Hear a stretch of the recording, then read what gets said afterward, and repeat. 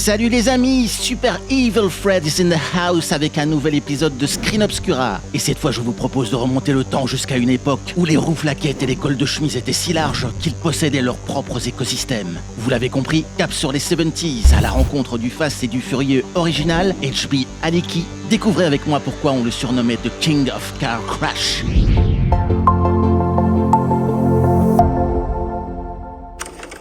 Ah, les 70s, cette passion pour l'orange vif et le vert cacadois, cette obsession de foutre du bardage en bois sur à peu près tout ce qui existait. Mais c'est aussi l'explosion du film de bagnole, avec comme point de départ le Bullitt de Peter Yates en 1968 et sa course-poursuite dans les rues de San Francisco, suivi de très près par William Friedkin et son French Connection en 1971.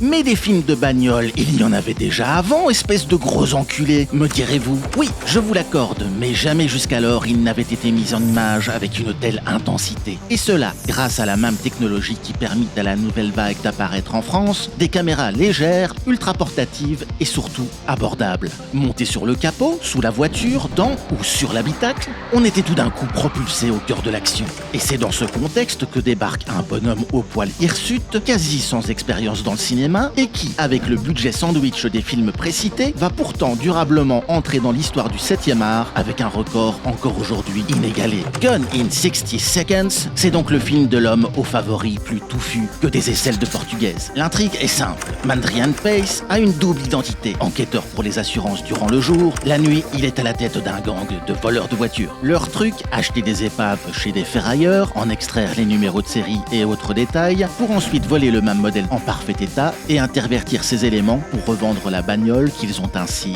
rénovée. Pour arrondir ces fins de mois, notre poilu conclut un contrat avec un parrain sud-américain pour voler 48 voitures de luxe en l'espace de 5 jours. Il monte alors une équipe et claque tout son blé dans des panoplies de vieux profs de chimie. Et pour ne pas se faire gauler par les flics, chacune des voitures portera un nom de code féminin. Le plan se déroule presque sans accroc. Il n'y a qu'une caisse qui lui donne du fil à retordre. Eleanor, une Ford Mustang de 1971. En parallèle, des tensions familiales entraîneront une poursuite finale devenue mythique car elle est encore aujourd'hui la plus longue jamais réalisée dans un film avec pas moins de 40 minutes au compteur et 93 véhicules détruits. Basique as fuck, le scénario est à peine écrit, la plupart des dialogues improvisés au fur et à mesure et le tout débité par des acteurs non professionnels. Un de ces jours, toi... L'improvisation est également de mise pour les scènes de poursuite. Et pourtant, au final, ça tient sacrément la route. Car Anicki applique ici l'un des préceptes prêchés par des apôtres tels que Martin Scorsese, parle de ce que tu connais. Et les bagnoles, ça le connaît. Fils de mécanicien, Toby, comme on le surnommait, apprend à conduire très tôt et commence à collectionner les voitures dès l'âge de 16 ans. À 17 ans, il possède un atelier de carrosserie et à 21 ans, il gère une affaire de récupération de pièces automobiles, une entreprise de remorquage et de mise en fourrière. Du coup, malgré le manque de pognon, tout ce qui paraît à l'image a l'air tangible, réaliste, et ça justement parce que tout est vrai. Et cela s'étend jusqu'au modus operandi des voleurs de tir. Car pour la petite histoire, en septembre 1968, Anicki fait partie d'un groupe de 4 hommes soupçonnés d'appartenir à un réseau spécialisé dans le vol de voitures récents, et dont les méthodes ressemblent en tout point à celles décrites dans le film. On l'a dit plus tôt, c'est l'apparition de caméras portatives et abordables qui a révolutionné le genre du film de course-poursuite. Ce sont ces appareils compacts qui ont permis à Anicki de tourner son film guérilla style, c'est-à-dire souvent sans autorisation. Ce sont ces caméras également qui lui ont permis de saisir des opportunités uniques, comme filmer les décombres d'un vrai déraillement de train à Torrance pour ajouter de l'authenticité à son film.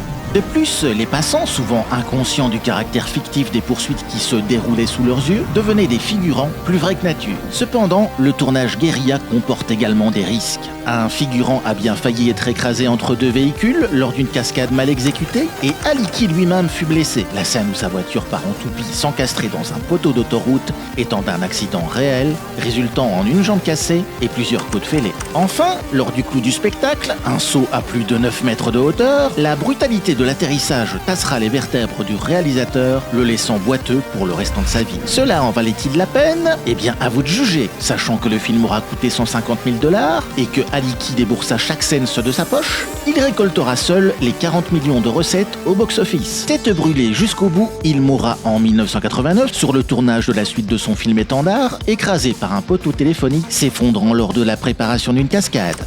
Le temps est aujourd'hui aux poursuites de caisses en CGI, pour le meilleur, la sécurité bien entendu, et parfois pour le pire. Reste qu'à jamais marqué sur pellicule, il y a l'héritage de ces hommes sans peur et sans rasoir, qui prenaient tous les risques pour nous procurer notre dose d'adrénaline. Ces gladiateurs de la route, dont Aliki était l'un des représentants les plus givrés. Depuis, beaucoup lui ont rendu des hommages, plus ou moins appuyés, qu'il mérite amplement.